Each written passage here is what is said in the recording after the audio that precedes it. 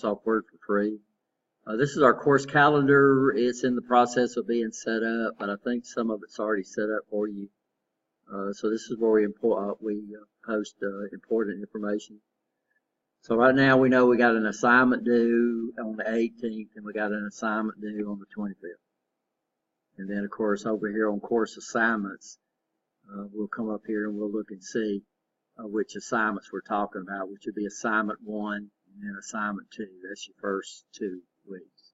First calendar, can I link that calendar to the calendar? Don't know. It would surprise me.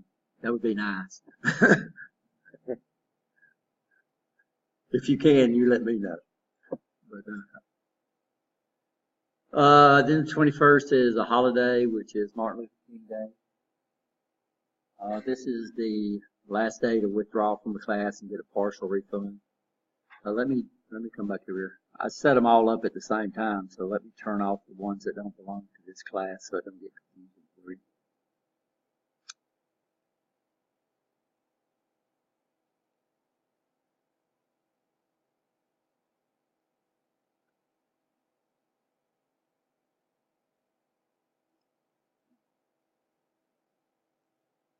You can see my classes I'm responsible for. Well, that I have to monitor.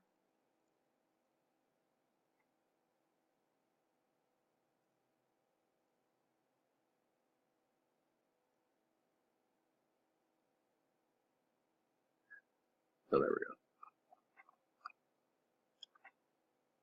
Nope, still like one. It's this.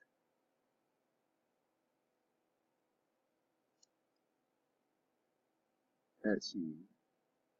This is it. Okay, motor controls.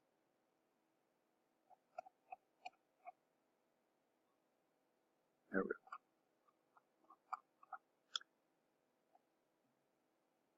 Didn't turn off, did it?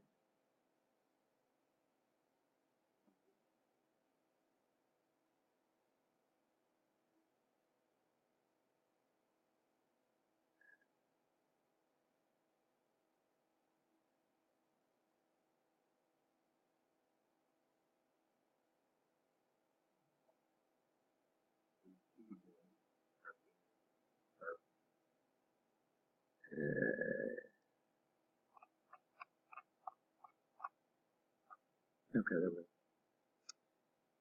go. So this is the last day to withdraw and get a partial refund on the 31st. After that, if you withdraw, you don't get any money back.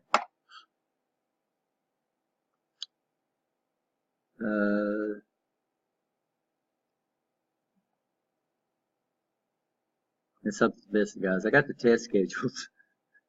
I'll have to go back and redo it. We're having a test up in here somewhere. I don't know what happened. I probably put it in on the wrong class. But I'll go back and look at that today.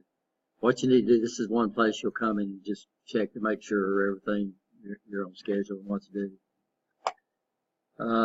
This is where we'll post announcements. I don't know if y'all know. Also, every time I post an announcement about the class, I'll send you I'll send it through college email also. So sometimes I'll say check announcements, or I might come in and send you a text also. Course content. This is the main part of the program. This is where all our chapter information is. So the first chapter we'll look at is numbering systems. And then this is where the lecture slides will be. Any handout that deals with this class will be on there. Worksheets. We give worksheets out in class, but if you're absent, you're still required to do the worksheets. So all the worksheets are up on Blackboard. So what would happen is you'd have to do what? You'd have to print it off and do it yourself. Are you okay? By the way, anytime a worksheet is due and you're going to be absent, you can send that. You can scan the worksheet or take a good photograph. I've got to be able to read it, and you can send it to me through email, and that way you can get credit for the worksheet even though you're absent. Does that make sense? Huh? Will it be full or partial? Wait a minute. Like if we do send you the worksheet, will it be full credit? Yeah, full credit. If you send me the work, right. Y'all can understand because we go over the worksheet in class. I record the lecture, and you're absent, and you go back and you look at the lecture and you get everything right, and you don't understand, right? By the way, worksheets in the class are not graded for accuracy. Worksheets in the class, when you turn them in, they're graded for completion or attempts, right? You understand that? And that's the purpose of a worksheet, is for me to determine so basically, if you turn in the worksheet, you get credit for the worksheet. And then what we'll do is I'll give you the key to the worksheet out in class. And that's why we can't allow worksheets to be turned in late, because the rest of the class has the what? Has the key. So we'll give you the key. We'll look over there, and we'll only go over the problems that you need, right? If everybody gets one right and we have no problem, there's no need for us to go over that in class. And that's the way the worksheets work. And in that way, then we put the worksheet, then we'll make the key available online, so you could go back if you had problems with the worksheet. Do what? Go up there and redo it, and you have your own key. You could go back and check. Are you okay? And we do that same technique on tests. So data sheets, we're going to be using a lot of data sheets in this semester. So one of the things we'll do is basically try to teach you how to read these data sheets that come with these different components that you buy, and understand the different topics. All the course handouts, recorded lectures. The process of getting the lectures into Blackboard is pretty complicated. It's time consuming. And another thing, it'll work out okay on this class, because during T1, it's going to be probably different in T2. Normally what I do is only upload the lectures on Fridays. And why is that? Because it takes longer to upload it to YouTube than it does to record it. So if I record a lecture, and it's an hour or two, an hour long, then it would probably take a couple hours just to get it up to YouTube and have it translated over. The problem is the other application that we had called Tegrity, every time, if it had a lecture, every time I turned my computer on, it would start uploading. And then what would happen if I stopped it, the next time I turned it on, it would do what? So it uploaded in the background. That application cost the college $18,000 a year, and hardly no instructors. How many classes have y'all taken where the instructors record their lecture? So they were paying $18,000 a year, and probably 3% of the instructors were using it. I know nursing uses it, and I know Dr. Fowler uses it, but I'm not. No, we can't use Tegrity anymore because it was costing the college $18,000 a year. So we use an application called Screencast-O-Matic, which I don't know how much they pay, but it's really, really cheap. The only problem we have is that the computer has got to be on, it's got to be plugged in, it's got to be hooked to the internet for it to log in. And I've got to leave it up there, because if I abort it, then it gets everything screwed up. So, I can't afford for my computer to be uploading lectures when I'm trying to use it, right? You understand that? So that's why we usually only upload them on Friday. But T1, I'm only doing Monday, Wednesday classes, so I should be able to do a lot better. If I do, then what I like to do is I like to put a link into Blackboard. So instead of you trying to go into YouTube and find the lecture for this class, you can hit a link. But this is where you go to check your grades. That's pretty neat. Test reviews, what we do is normally we don't do test reviews in class. We put test reviews out, and then if you got any questions, you submit them by email. What we do on every test we take is we'll come back, and of course they're not available. And this is the ones I used last semester. But what we do is once we go over the test in class, and we don't do makeups in this class for tests. But what we do is we drop your lowest test score. Because if you're absent on 2 days of tests, that would be a problem anyway, right? You understand that? So we drop your lowest test score. And why we do that is that once we take a test, the next class we go over the test. So if you're absent and I want to give you a makeup test, then I can't go over the test next class, right? You understand? So we go over the test, we see if we got any problems, and what I do is I take the test and put it up here in this section right here. What if we know we're going to be absent on the day of test ahead of time? We will be able to take a test before? No, we can't do that, because if you take the test forward, and we've had this happen before, where it's just like on our chapter quizzes. Used to, what we would do is when you took a chapter quiz and you hit submit, it would give you all the answers. And then what we realized is that we'd get a class and we'd have a group of students, because we scale those, right? You understand? And what was happening is we'd notice one student would make 0, and then all the other students in the class would make 100. The next time, the next chapter quiz, another student would make a 0, and everybody else in the class would make 100. You know what they were doing? The person that took it would take all the answers, would record all the answers to all the quizzes and give it out to everybody else in the class. You don't say. So what we do is we can't give tests early, because we don't give different tests. Now, if we had the ability to give a different test with the same questions, we might could do that. But that would take a lot of. So what would happen is if I give a test early, now this is a full-term class. So what we might have the ability to do is to do what? Shift the test around. So if we know soon enough and the rest of the class is in agreement, then what could we do?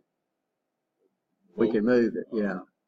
We can't hardly do that on a mini-term class, because we've only got 15 classes to work with. And every class counts as 2 weeks. So on a mini-term class, if you move the test, then you're going to have to cover twice as much information between the tests, right? You understand? It would be very, very difficult. Full-term classes have a little more flexibility than in mini-term classes. So like mini-term classes, we have to do class on the first day, because if we didn't, that would be like losing a week, right? A week of lecture. This class, though, we've got so much going on, guys. So this class, we're not going to have a full class today. So, because it's a full-term class, right? You understand that? So we can be a little more flexible. But what we do is the way the tests run in this, I learned a long time ago that we learn by repetition, right? The more we see something, the better we learn. So what we do is that every time we give a test, we go back and look at questions that 50% of the class missed. And then we'll move those forward to test 2. So test 2 will not only have questions from what? New questions, it'll have questions from test 1, right? You understand? Well, what can you do? Well, you can go back and look at the previous test. So you have the ability to look at the previous test. In fact, that's one of your assignments, is I make sure before you take test 2, you go back and do what? Previous test 1. That's an assignment. You get 50 points in your assignments for going back and taking those previous tests. And in that way, and the way the final exam works, guys, is the final exam, there's no new material between test 4, we have 4 tests in this class, between test 4 and the final exam. And all the final exam is questions off the 4 tests. So what you do is, if you constantly go back and do what? Review those previous tests, which is what we want you to do. So the final exam is just basically a review of everything we did what? During the term. So this is where the previous test will be posted.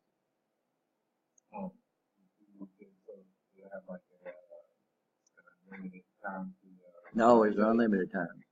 And the way the assignments are worded, let's go back and look at some of the assignments. So we give these, so previous test 1. It says, take previous test 1 in the previous test section of Blackboard before the start of class on the day scheduled for test 2. The points awarded for completion of the assignment will depend on the highest score achieved. So that means if 50 points are available and your high score is a 90, then you get 90% of 50 points for that assignment. Does that make sense? You can take them as many times as you want to. We require you to do test 1 before you take test 2.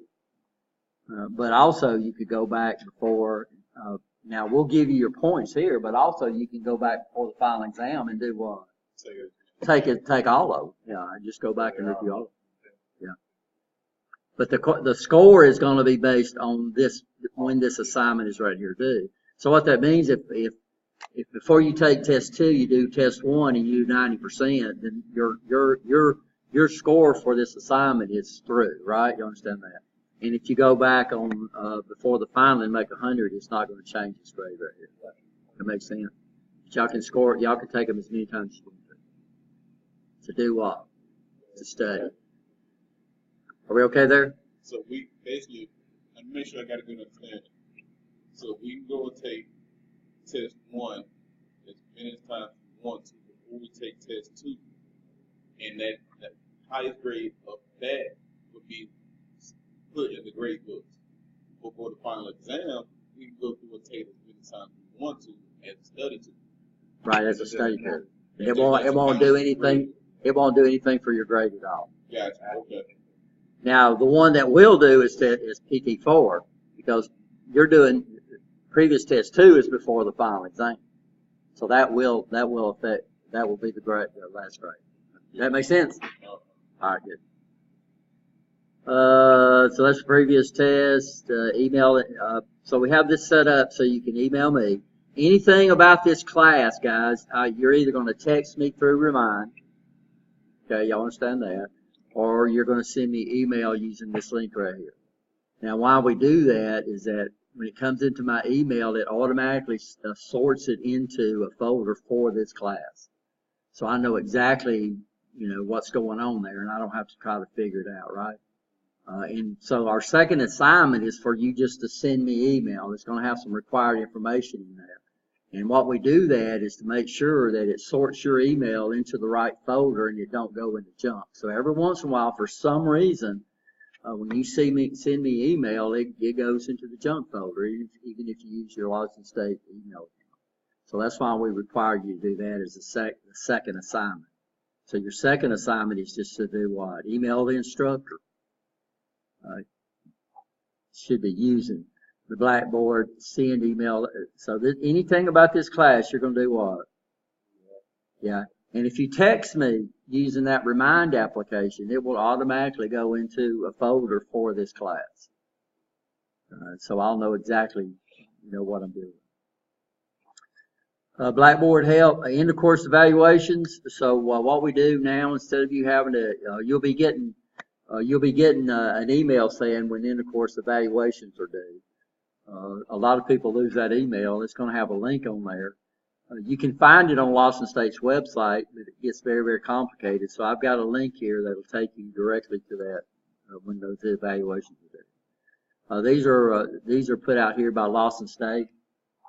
So they started making certain things instead of using that LSCC website. So right now, if you hadn't completed registration, you're on financial aid. It comes out of your financial aid.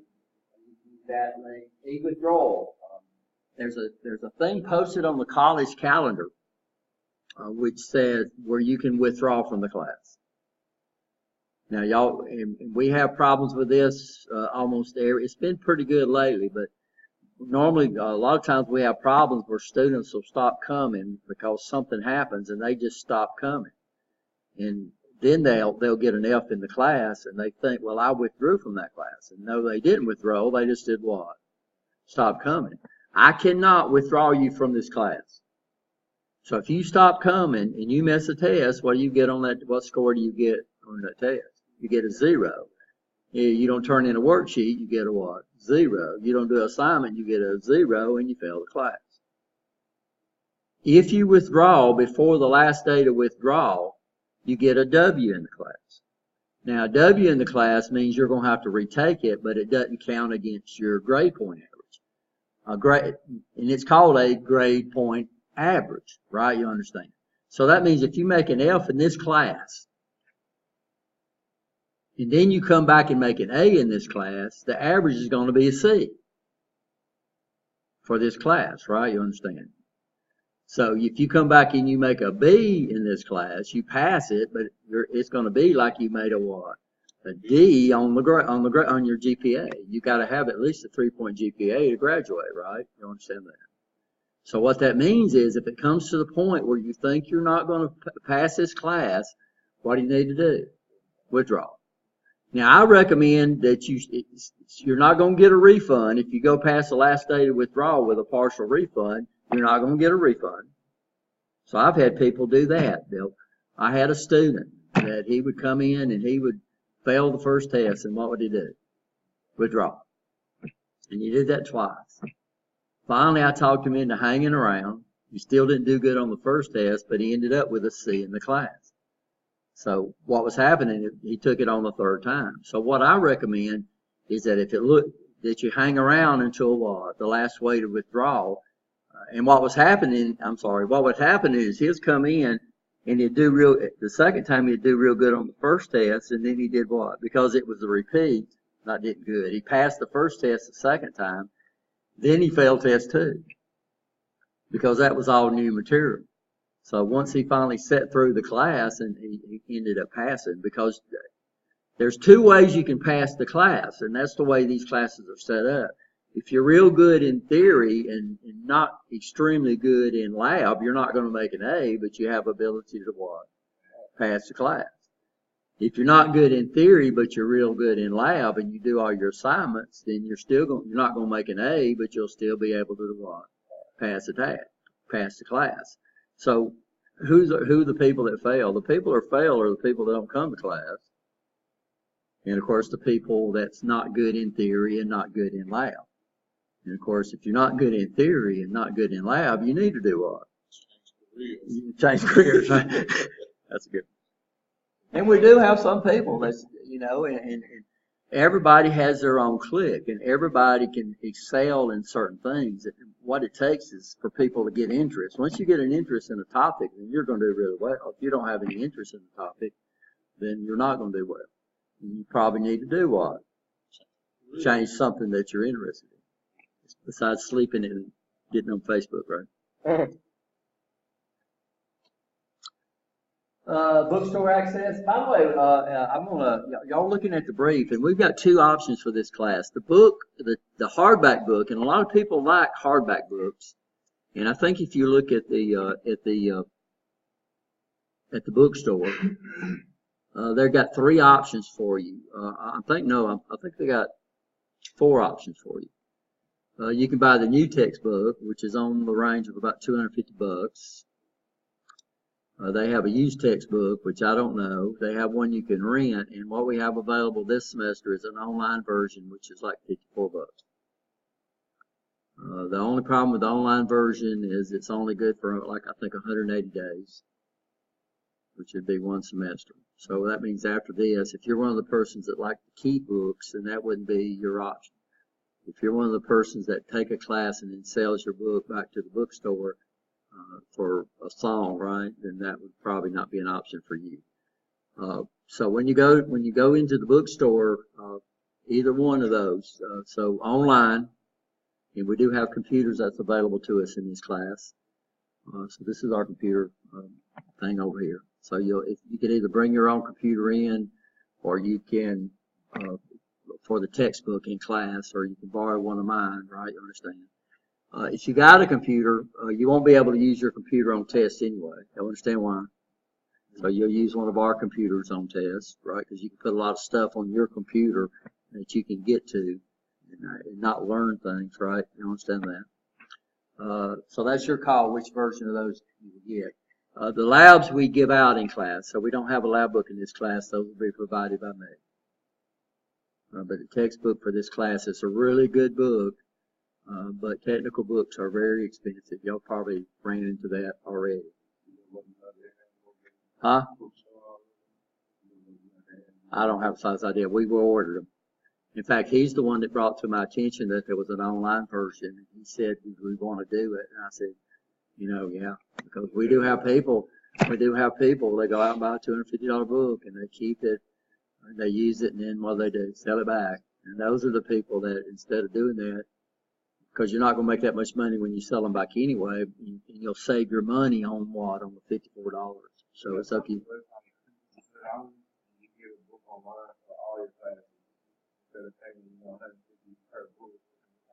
Yeah, we're looking on we're trying to figure out what courses that we have available that we can use that Syncage option and do online books. It's real hard to get really good technical books online. Englishes and maths and stuff like that, which are being taught by hundreds or probably thousands of colleges around the state. Those are very, so it's your call which way you want to go. Okay, so all I'm going to do is we'll go over the brief real quick and to make sure we understand that. There's another copy, by the way, inside. So here's first week courses and course information. Here's all your quizzes. So there's several quizzes. Y'all have had our classes before, right? Everybody's had that. We know we do a syllabus quiz. We know we do a syllabus quiz. We do a safety quiz or evacuation quiz if this loads up. And we do a syllabus agreement. Since this class, which is due before next class, everybody okay? Since we only have one class between this and the end of the week, I've shifted assignment 1, which is usually the first week. We'll consider next week to really be the first week of a full week of class. Syllabus quiz, fire and evacuation quiz, and then a dress code quiz. So y'all are required to do that before next Friday. Everybody okay?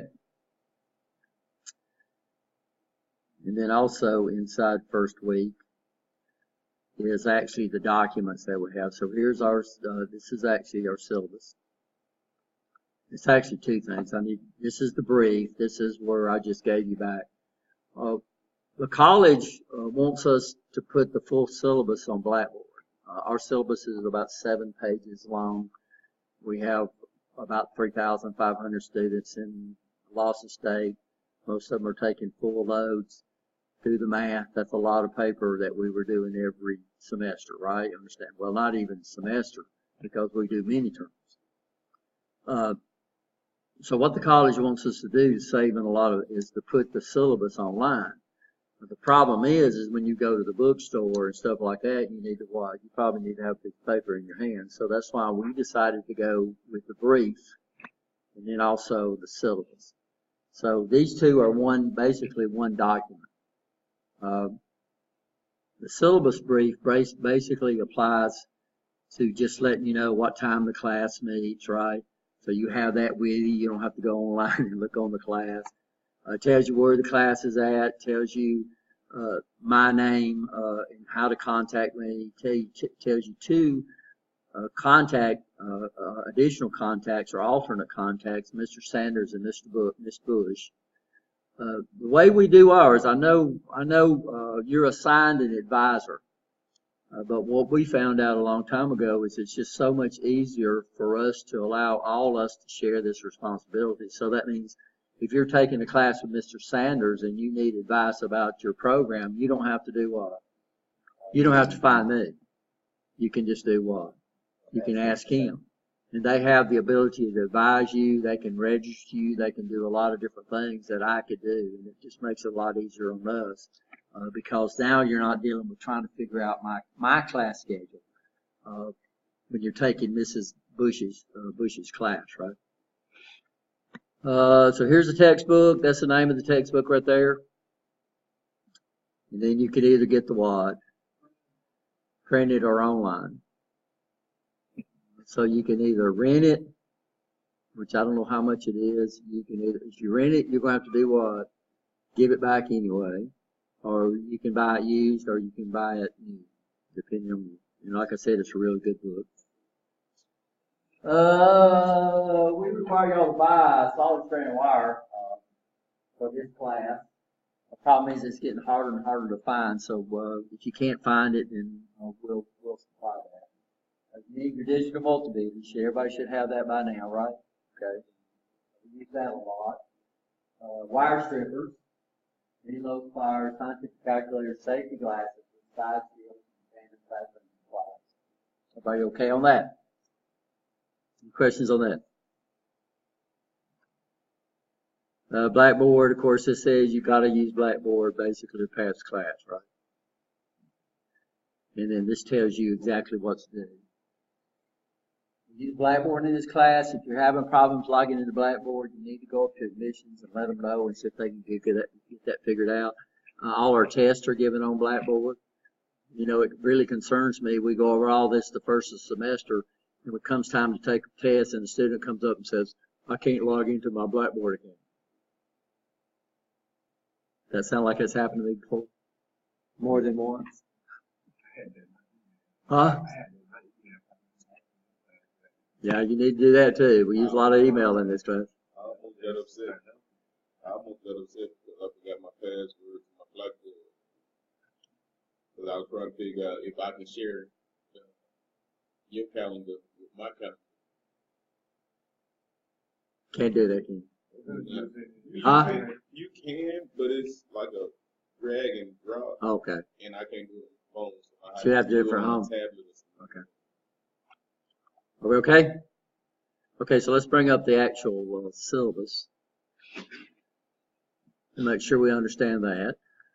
So the brief and the syllabus are basically one document. Everybody understand that? We just give them out on 2 pieces of paper. So right in here, right at first, it says referred to syllabus brief. Here's the course description. Now we're just going to look at highlights on this because you're supposed to go back and read it, right? You understand that? Of course, everybody in here's had EET 100, right? This also gives you the book, required supplies, talks about Blackboard, college email. So you need to check these. You need to make sure you can get on Blackboard. You need to make sure if you forgot your password, then they can go back and reset. In fact, I got to go back and figure out how now I can reset your password. So we can take care of that. I can't do anything about your email account though.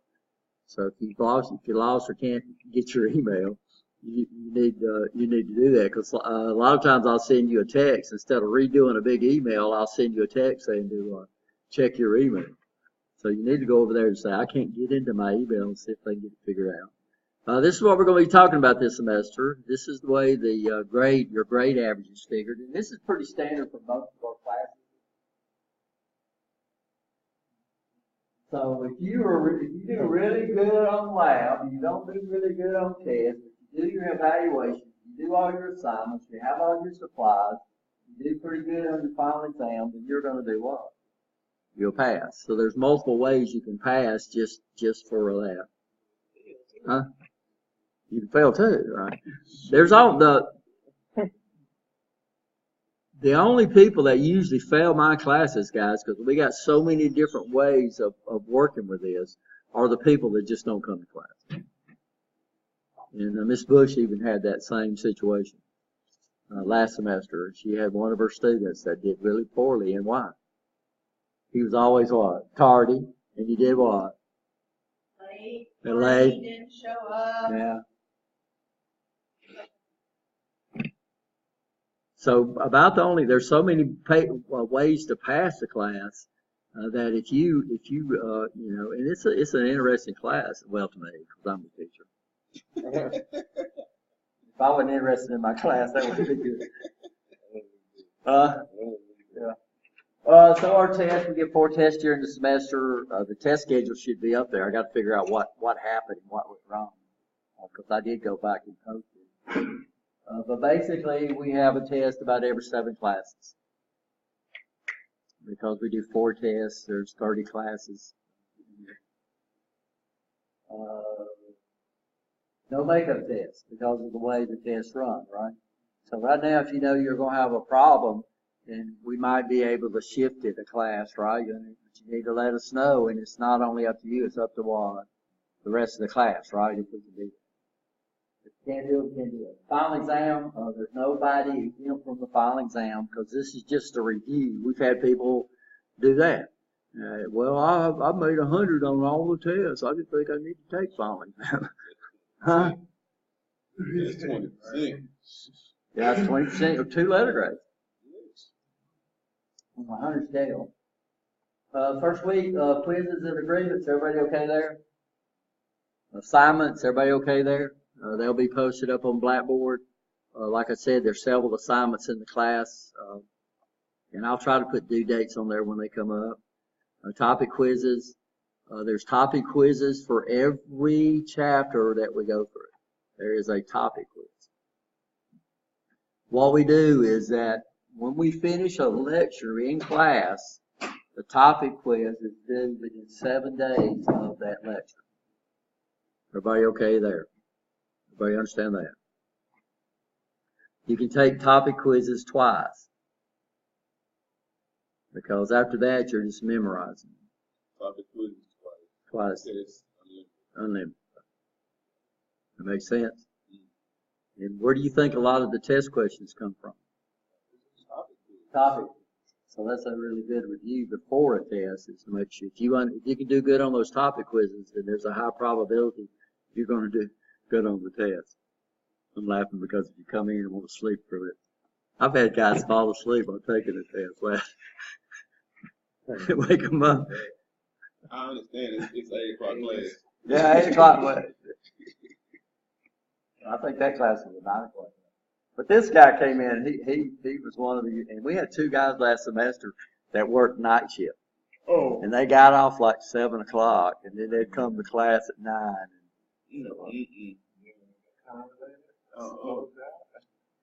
Well, what I tell people is we're not like cows. We can't go to sleep, even so some people told me that. We can't go to sleep standing up. So what I say, it don't bother me, guys. It does bother me if you go to sleep in my class because it makes me think I'm bored, right? But if you stand up during class, that's no problem at all. So if you feel like you're going to sleep, what you need to do, just stand up. We was taking classes in the military when I was in the military, going through classes, and one of our instructors had 2 garbage can lids. And if you fell asleep in this, you know what would happen. He'd come sneaking back here, and he'd bam those lids together. Watching people wake up like that was pretty funny. Lab assignments are from the student. This is wrong, by the way. I need to go back and change that. The problem is the lab manual that we use in the classes went out of print. Since it's out of print, it means we can do what? We can copy it without having any copyright problems. So I should have went back and changed those. So I'll provide the lab manual for you. In fact, if you look at the requirements for the course, if you look at the requirements for the course, you'll see tools and supplies. There's not a lab manual. Labs will be turned in for grading at the beginning of the next class session after the last circuit of the experiment has been checked off. We're going to work in teams in here, by the way, teams of 2. And we'll give y'all out a lab procedure too to make sure y'all understand how the lab's running here. But basically the way they do is you're going to build circuits. And then every lab has lab questions. What we like to do, or what we do is when we're in here, we're doing hands-on labs. And then what you do is when you get the lab circuit off, I'll sign it off and I'll put a due date the next class. And that's going to give you the opportunity to do what at home, to answer the lab questions at home. So I don't want to see people in here doing lab questions in here because you're supposed to be doing what in here? The hands-on stuff, right? And we're trying to get as many of these labs available. And there are more labs in the class and it's very seldom does any group get through with all the labs. But we don't have makeup labs. Go ahead. I got a bad memory and bad mind, right? So you're a bad person, right? No, I'm joking. I try to be at least. So when it comes to the labs, we have to do them at home. No, just lab questions. That's what I'm saying. I mean the questions. So will the questions be pertaining to the lab that we have just done? Uh-huh. Is there any way to record, picture, or annotate anything that we've done with those hands-on labs so that we use? Well, you have a lab book, and so you've got stuff that you record all down the line while you're doing the lab. Okay. And also any notes that you want to make. And so you'll have the lab with you. Okay. By the way, what we do in this lab, we do lab sheets, and I'll show y'all that. I keep your labs during the term, and then at the end of the term, if you want them back, I'll do what? I'll give them back to you. I just can't give them back to you during the class, because that's happened to us before too, where we'd give a lab back, and then we'd notice there'd be 10 people that answers the questions exactly the same. So we have lab sheets that we take home. No, the lab sheets stay here. So that's my grade sheet. So what I do is I have a lab sheet, and then that's what I grade on. And we have to keep the way we graded you. We have to keep those for 5 years. Gotcha. Well, what we do is we don't keep the labs, or we'll have tons of paperwork. So what we do is I grade on a lab sheet, and then I keep the lab sheet, and it gives me the ability to do what at the end of the term? Give you your labs back. And that's what we can use. The lab sheets stay here. But I'm saying that's what we can use. We can take a picture of that and use those for the actual lab that we gonna take home. The lab sheets that we take home. No, the lab sheets are just. Yeah, we go over lab before we do a lab. We'll go over the lab in class and make sure we understand what you're going to do. When we hand out the lab, we'll record that up on YouTube. Also, you'll have the lab. You don't take the sheets with you because that's my official grade. It's just a piece of paper that's got I check off this and mark off that. But you carry your lab sheets home with you to answer the questions. The questions are actually part of the lab. Yeah. So you'll have all the stuff that you documented in the lab on the way to answer those questions. So you're not just going to take the question. I understand that. Yeah. That was my Yeah, you're not going to just take the. The questions are the last page of the lab, so they're part of the lab. You carry that with you. The only thing that don't leave here is the lab sheets because that's your official grade, right? You understand? It's the lab sheet. I got you, man. That makes sense? Yes, sir. You're welcome. The final exam, no one, the grade average, of course, you got to make at least a D in this class because this is one of your major classes pass the course, right? So if you make a D or an F, you're going to have to do what? You're going to have to take it over. So this class, it's a D. Every other player's got to have a C at least. No, this has got to have a C. If you make a D, if you make a D or an F, you got to retake the class. A recorded lecture. An attempt is made to record and upload all the lectures of the class to YouTube. Recorded lectures are produced during actual classroom settings and not edited for content, time, or accuracy. Because I do make mistakes, guys.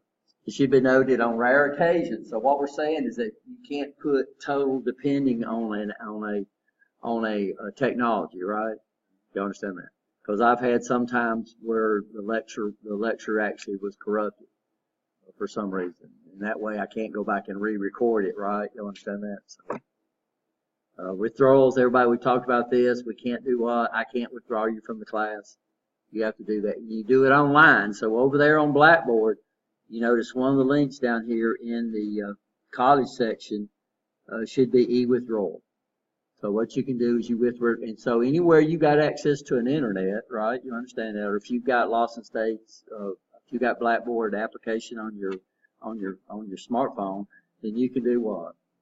You can withdraw from the class. So there's really no reason to not want withdrawal unless you pass away during the course, and we hope that don't happen, right? It's happened to me twice. Of course, I've been here since 1982, so.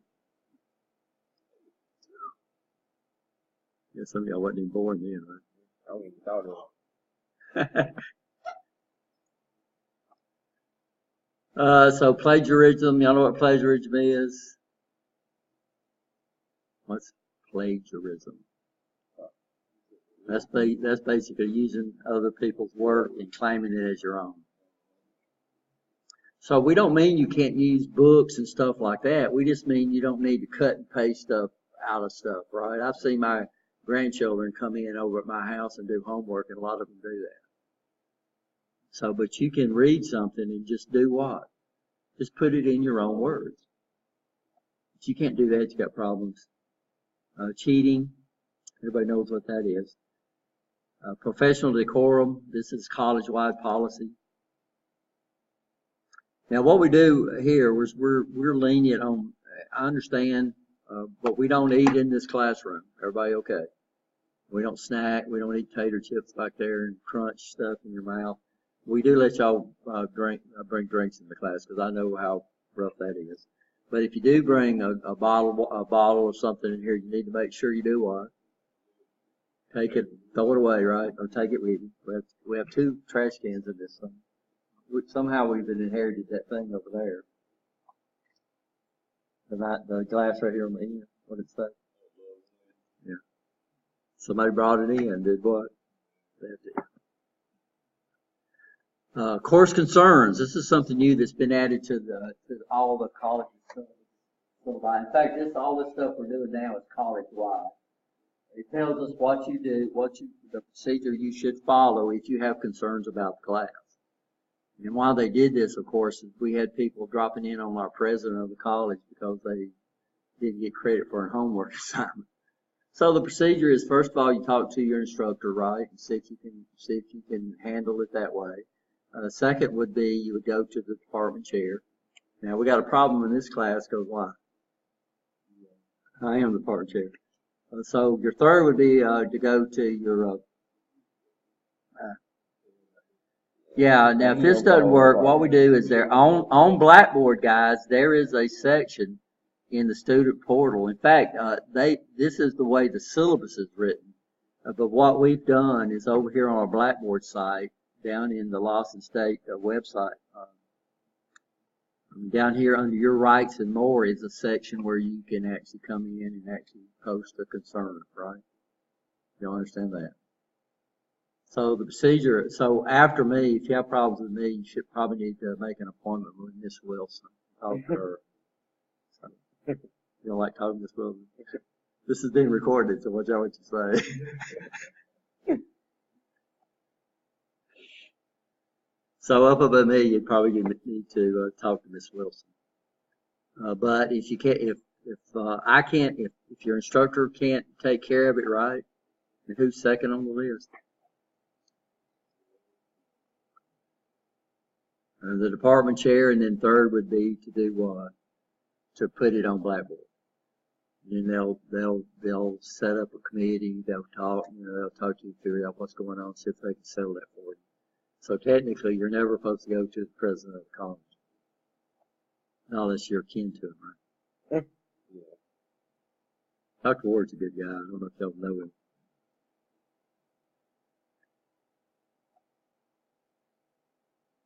A statement of so we don't have any harassment or discrimination in our classes, right? American Disability, if you got a disability that requires special consideration, you need to document this with Miss Renee Herndon on this campus and Miss Janie McCoy on the other. So I can't make, even if you got things that, some type of disability that requires consideration, I can't do that for you, right? You understand? Because if I did that for you, then we would have to do it for everybody. But if this is documented and I get a letter from Miss Herndon or Miss McCoy that says you need to do this for this individual, and we can do it because there's some things we can't do, right? You understand that? If we can do that, then we will do that. We've had people request documented that they need extra time to take the test. Well, what we do is we schedule it so you can go somewhere else and take it, and that way, and some people need quiet time to take the test and stuff like that. We make it. We had one student that was hearing impaired. They brought they didn't have they couldn't get anybody that did sign language. But what they did is they brought in a court stenographer. And this guy had a little tablet. It was really, really neat. And the stenographer, the recorder, was sitting up there listening to the lecture, and she was up there typing, and she could fly. And he was reading off the screen. So they'll make all kind of considerations for you. That guy graduated the program too. Really sharp. I don't know if anybody has a pager. I didn't put that in. But all we're asking you to do is just make sure you silence your phone in the class, right? Everybody okay? If you get a file, everybody's got voicemail. This is what my wife is one of those people that thinks if the phone rings, it's got to be answered. I say if I'm out here driving and my phone rings, I just do what? I just ignore it because I got what? I got voicemail, and it also records who called me. But if it rings, you got it on silent mode. I've had people start picking up their class, they'll answer and say hello, and they got real loud voices, and they'll be trying to talk on their cell phone going out the door, So just call them back once you get out the door. And, everybody okay? Children on campus, there's no, children are not allowed on campus.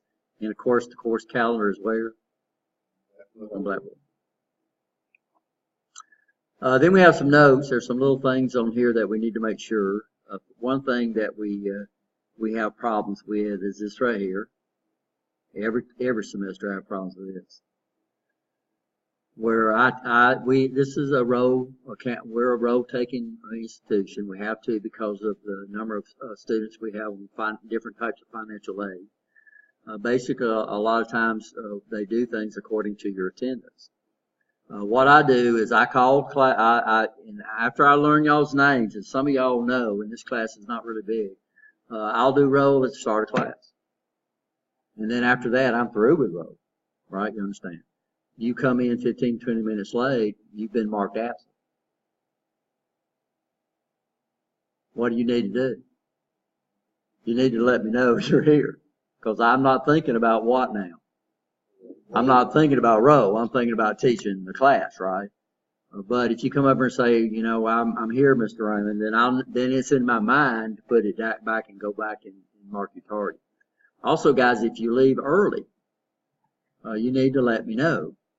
The problem with leaving early is not only is I'm required to keep up with correct records because of financial aid, and they stress that this past time. Is they're considering, because they had more than one instructor counted a person present that never showed up for class and actually enrolled at another college.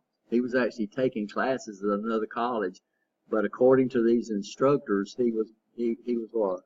Present. So what are they considering? Well, they're considering making these instructors do what? Pay back the financial aid that these people receive, which would be what? Probably it would be legal. Yeah, I think it would. So they took away that. So we used to have an option where we could auto fill.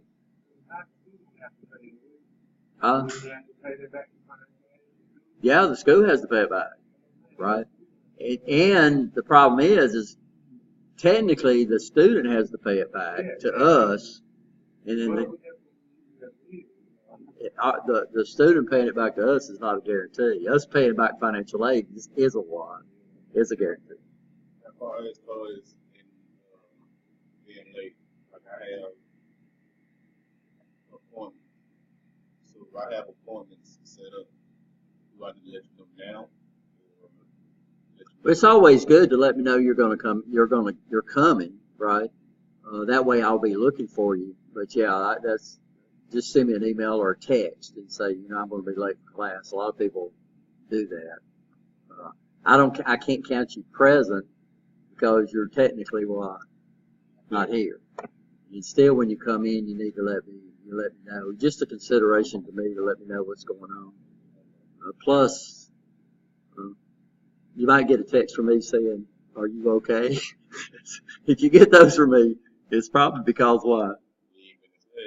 You didn't come to class, right? Or you might be coming into class every day late. We had a student last semester was coming in class every day, and what was happening is his family runs a convenience store somewhere, and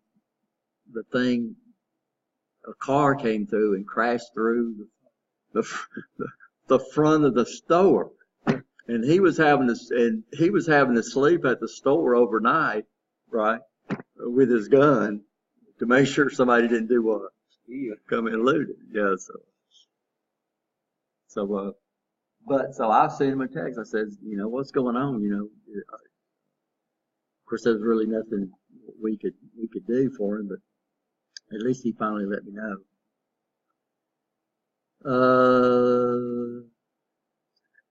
So what you need to do if you're going to leave, I can't. Technically, you're an adult, right? You understand? So I can't keep you here. So if you come up and say, you know, Rich, is it okay if I go? What am I going to say? Well, no. But if you say, Rich, I got to go, then that'll be okay. I can't keep you here. I'll probably tell you, well, you're going to miss this and you're going to miss that. If you can stay, you really need to do that. you know, but if you need to go, you need to go. I just need to know that you're leaving, right?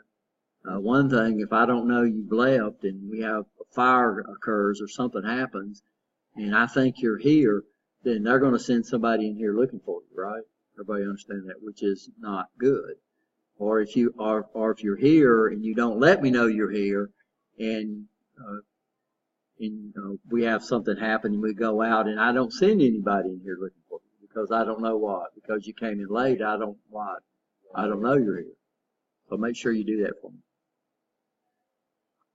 They've been talking about having a fire drill. Of course, where y'all think we'd go on a fire drill? And we'd meet out there in the parking lot, right? Where you think we'd go during tornadoes? Out here in this hall. That whole wall up there's up against dirt, right? You understand that? Not this wall, on the hall out there. So y'all notice this building is built into the side of a hill. So any questions on the syllabus, guys? I know we went over it, but like I said, y'all are required to read it. Y'all got any questions? One more question. Again, on the assignment, which one you said do before next class? Yeah. Like, but would it be still okay if we do all of them? Well, it depends on what the assignment is. So you can't Like, do. I'm talking about like all the general, like.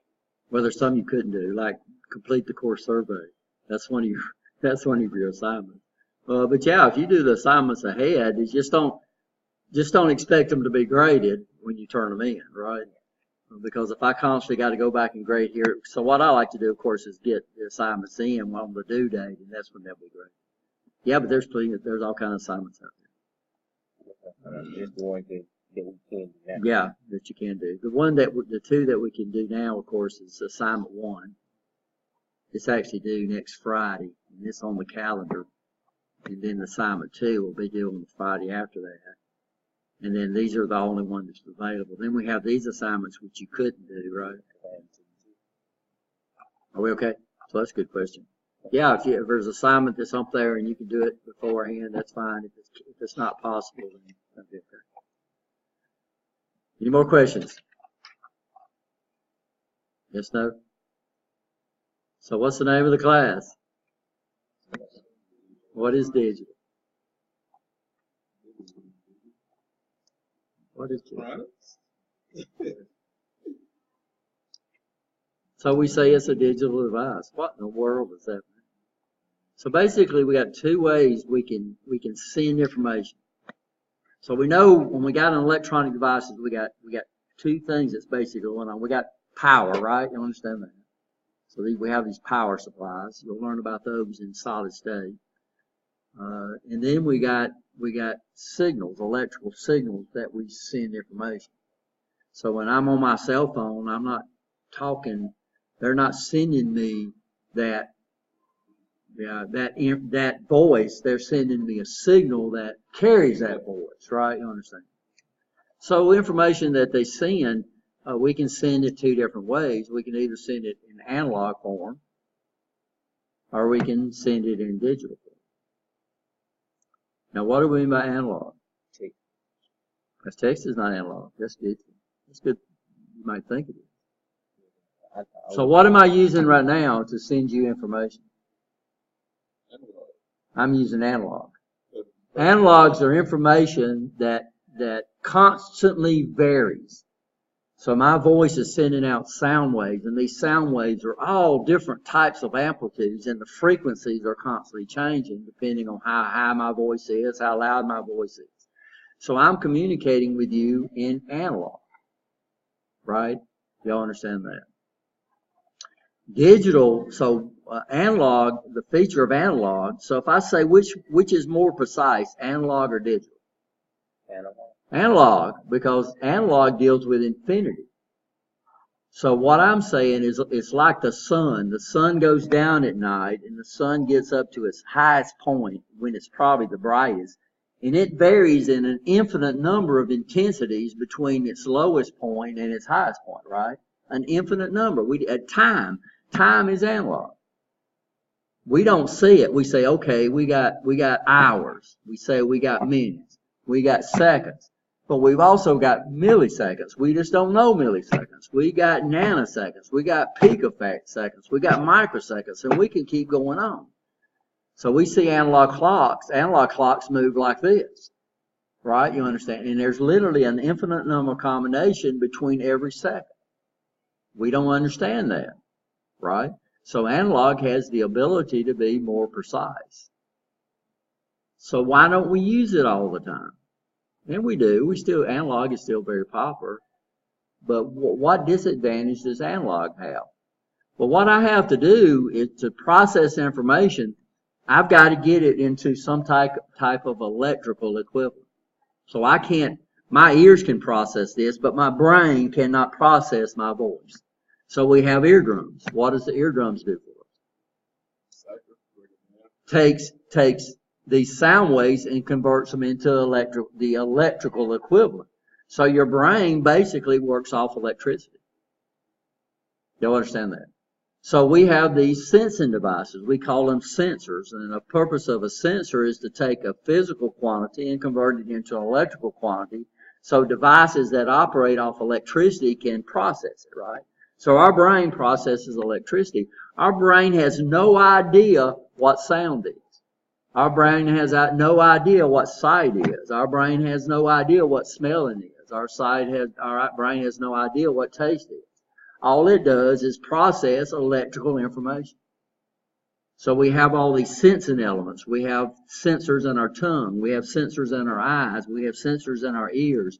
We have sensors that allows us to keep our balance, right? You understand that? We've got all these different sensors that converts an electrical quantity a physical quantity into electrical quantity. The problem with electrical and me trying to send information, so my voice, right now, you can hear my voice really well, right? You go next door, right? So we can hear Miss Bush. We're probably going to have to close the door, but I don't understand what she's saying. Because what's the problem with analog signals is they diminish over distance, right? Y'all understand that? So we have problems with this. So here I've got this computer right here, and I'm trying to send information all over the world and get information all over the world. If I tried to do it in analog, then we got three quantities in analog that we can deal with in electrical. What are the three quantities? One of them we would probably never vary. What's the three things we have in electricity? What three things can our meter? I got a digital multimeter. What three things does every multimeter have to measure? Current, volts, and ohms. That's the three things to be a digital multimeter. So I can either vary, if I'm going to send a signal electrically, right, you understand, I've either got to vary the what? The voltage, the current, and I can't vary the resistance, right? You understand that? But what's the problem with voltage? If I say, okay, I'm trying to send you information with a flashlight, but instead of turning it on and off, I've got a rheostat on there, and I put it all the way to 0. The light goes off. I put it all the way to maximum. The light is shining as bright as it possibly can, and I'm trying to send you information. What's the problem? You could basically. The problem is that if I'm trying to send you light and you're right here, right? You understand? But you go out there on that parking lot and I'm trying to send you that same light, then the intensity for a 5 is not going to be the same intensity here as it is what? It's there. It varies depending on the distance. But how far could you go to tell if the light was off or on? As far as you could see me, you could now the light would be dimmer, but you could still see if the light was what? Off or on. So that's what digital is. Digital, we don't deal with an infinite number of variations. We deal with either it's what? It's true or false, off or on. So now I can turn the light on, or I can turn the light off, and I can send you information over a long distance and still be accurate as far as getting there, right? Y'all understand? Like the information, could it be just like sound? Could it also be sounds and many other things? Yeah, we can convert sounds into digital, right? But what digital deals with is digital deals with ons or offs. on the roll. So how do we send data? Well, we got to come up with a pattern. Well, the original digital way we send information was through what we call the teletype. So what they did, the pattern that they sent the things, right, dots and dashes, would represent letters, but that was still digital. So now they had the ability to send information over great distances, right? You understand? Because now the voltage did not have to be perfect. We could get line loss in there as long as we had enough voltage or current to do what? To bring the guy on the other end that was receiving, right? You understand that? So digital is not perfect. So one of the big advantages of digital is that we can send it over great distances without sacrificing accuracy, right? You understand that? Does that make sense? Just like me and the flashlight, huh? You send great distance without what? Without sacrificing accuracy. So here I'm over here turning the light on. I say, okay, I'm going to put out 3 flashes or leave it on this long or off long, and this represents the letter A. How far could you see that? As long as you can see me, right? You know, and ships still use that. So that's one of the securest ways ships use to send information between ships. They don't use radio because radio goes where? Anywhere. Now they can encrypt it, but if I've got a light that's got a tube on it, and we do this on some of our red lights where they'll put it in a tube, so I can't see the red light on this side over here, anticipate when it's going to change, right? You understand that? So what they do is they put those lights in a tube, and then they point it at the people on the other ship, and then they do what? Then they flash codes at them. And the other ship responds back with that, right? You understand? And now that's a secure way of transmitting information, because now to receive that, you would have to do what? You would have to be in the beam. You would have to be inside of the beam. So digital is a lot more accurate to send. We can send it further. We can encrypt it a lot better, a lot easier. The problem is that this computer has to store millions of bits of information. Now the problem with analog is, you think about analog, is that, you know, I might have an analog signal, and then I have different voltages that represent different information. Then what would be the problem with that is trying to save that and use it later, right? You understand that? How would I come up with an electronic circuit that could save 3 volts, or could save 5 volts, or could save 10 volts, right? You understand? That'd be like your car battery. How often does your car battery maintain the exact voltage?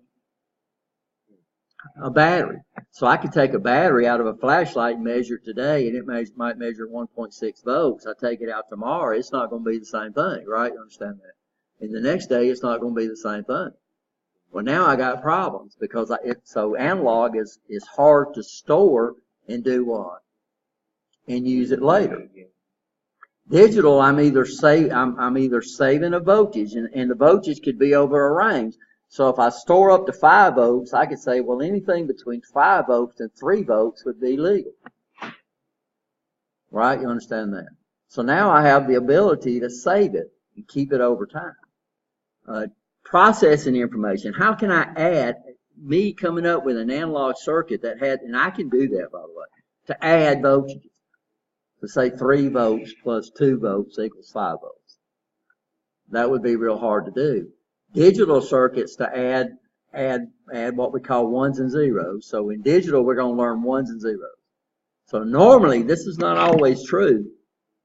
I could have a voltage representing what we call a 1, and then I can have a 0 volts representing a what? A 0. Right? You understand that? So some voltage up here represents a 1, and then 0 volts represents a 0.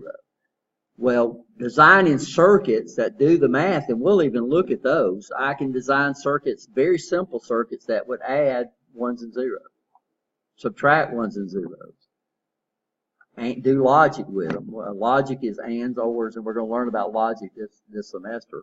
Ands, ors, nands, nors, nots, and stuff like that. Very easy to design circuits to do that type of logic. It would be almost impossible to do with analog. So the advantage of digital is, one, we can transmit it over great distances with very little loss, right? You understand that, of accuracy. We can store it easily, what? For later use, and we can process that information. the circuits that actually process it, that does logic, that does math, and that kind of stuff. And that's why digital is the predominant way that we use to transmit and receive and process information. So your cell phone is digital. This computer right here is digital. More and more cars are becoming digital, right? A lot of digital stuff in cars, even though there's still a lot of analog stuff in cars, like speed. Speed is an analog quantity, right? Speed is an analog quantity. But we're getting more and more digital devices in there because of that reason. We can transmit it real easy. We can send it over the air real easy. Analog, even if you your radio, you lose channels, right? You understand? You lose channels because we lose what? We lose signal over what? Over distance. And that's the problem we have. But as far as accuracy goes, analog is a lot more, has the ability to be a lot more accurate than what? Than digital. So analog is accurate, digital is precise.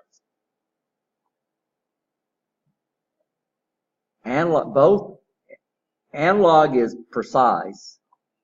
Digital is not as precise.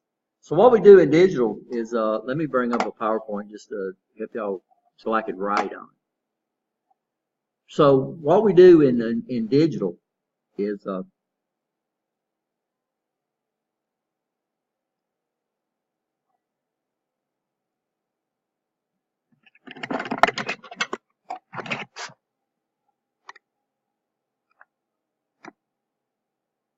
so in analog, I could have a number.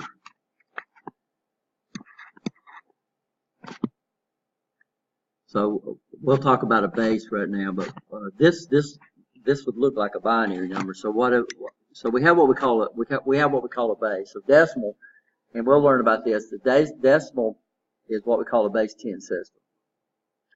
Binary is a base 2 system. So what I do, since we have a lot of numbers, so we're going to deal with 3 number systems in this class. Of course, decimal. And why decimal? Because that's what we understand, right? And of course, another one we're going to deal with is the binary number system. So this is a base 10 system. This is a base 2 system. And this is one of the first things we're going to look at is the numbering system. We're going to deal with a number system called octal, which is a base 8. And then we're going to deal with a number system called hexadecimal, which is a base 16. Now, sounds like fun already. It is, but you're going to find out that we do these for a reason. These are the 2 primary numbering systems. Yeah, binary and decimal. But the problem with binary, it gets very, very cumbersome. So this would be 100 in base 10. This would be 100 in base 2. So right off the bat, we got a big problem in that the binary number, we process information digitally, and the binary number looks like it's big, right? You understand? Because we try to see everything as a decimal number.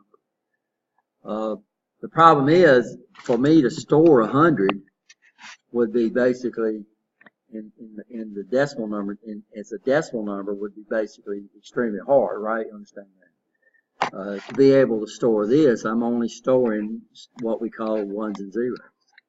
So I could come up here and I could say this is 5 oaks, this is 5 oaks, that would be 0, 5, 0, 0, and then I could send that information.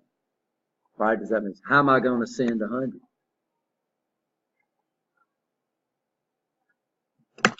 There's no real way, right? You understand that? So I could transmit this using voltages. Well, but binary, we're going to be limited to the number of possible bits. By the way, in binary, we don't call these digits. We refer to these as bits. Y'all probably heard that term before. A lot of times they drop out a lot of stuff, and that's what we're going to look in. What's a bit? What's a byte? What's a word? And then, of course, when you take PLCs, you'll say, oh, okay, now. But now when they start talking about gigs, right, we'll know what gigs are. Megs, we'll know what megs. It's not a base 10, it's a base 2. And we'll learn about that this semester and get there. The problem we have is that with 8 bits of binary, I can only represent numbers from 0 to 250, with 0 to 255. And that's if I use 8 bits. With 8 digits of decimal, right, you understand that. With 8 digits of decimal, what could I represent? 8 digits, right? 1, 2, that'd be 10 to the 8, right? That'd be over 100,000 different combinations. With binary, I can only represent 256 combinations, or number 255. So what we're saying is that decimal is a lot more efficient than binary, right? You understand that?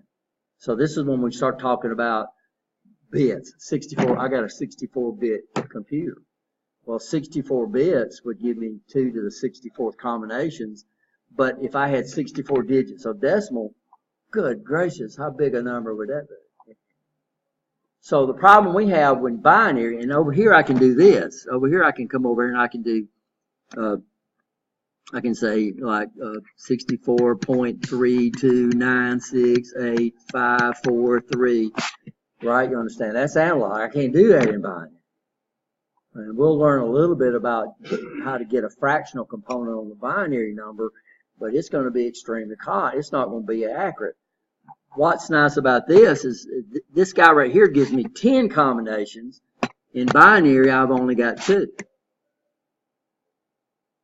So when we start talking about accuracy, analog, and precision, analog is a lot better. It's just analog is hard to do what?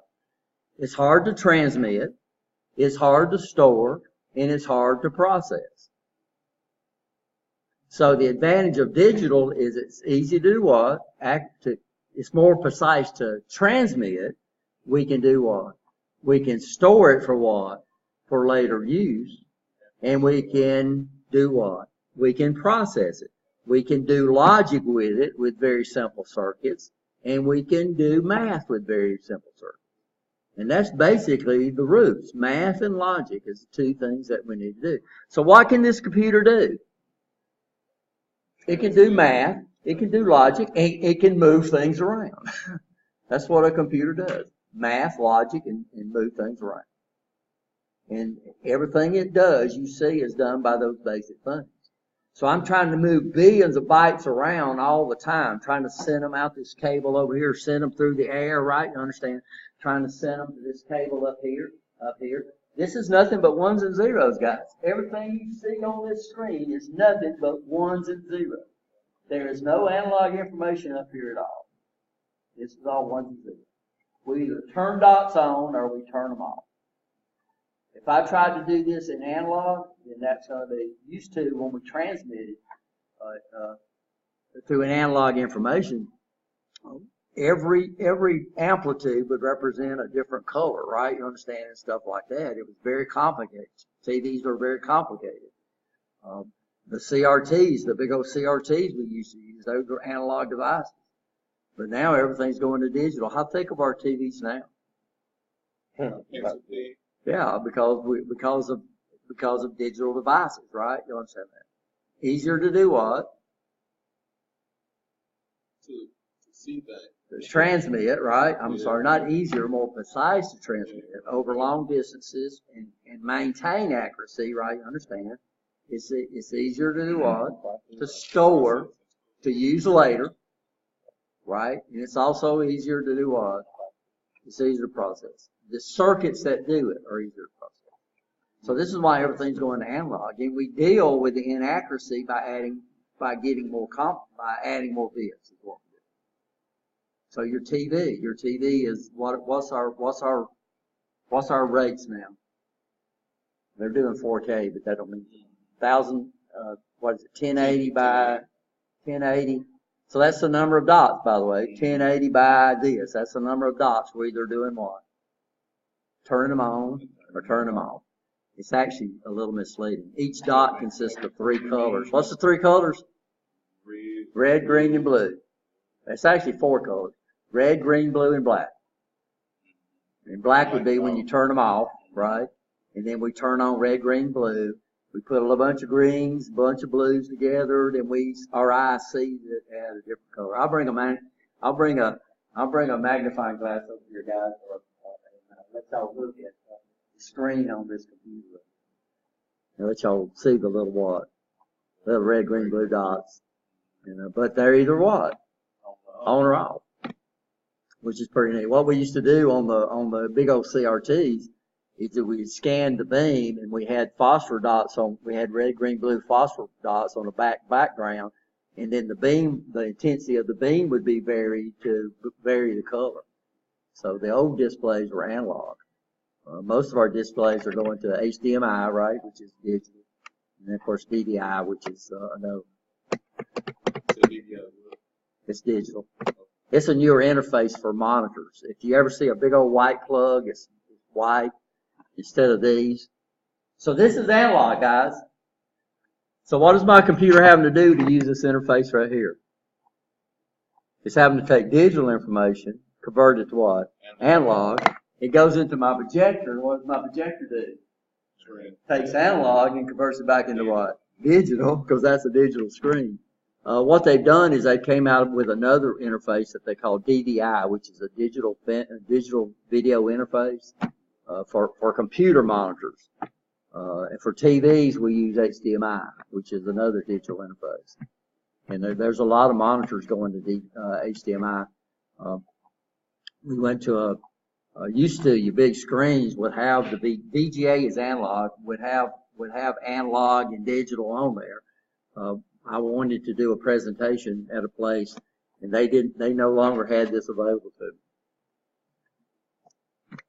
So I couldn't use this computer. It was all they had available was HDMI. So even DVI is probably going to be replaced by HDMI. Is everybody okay? Yeah. So what are we going to do now? I got to go set up a Blackboard site, guys. Y'all got any questions? Anything we went over? Okay? And we'll go back and review. Like I said, try to have your textbook next semester. The PowerPoints are pretty detailed, but try to have your textbook next class. And I think the only one that didn't show up was Michael.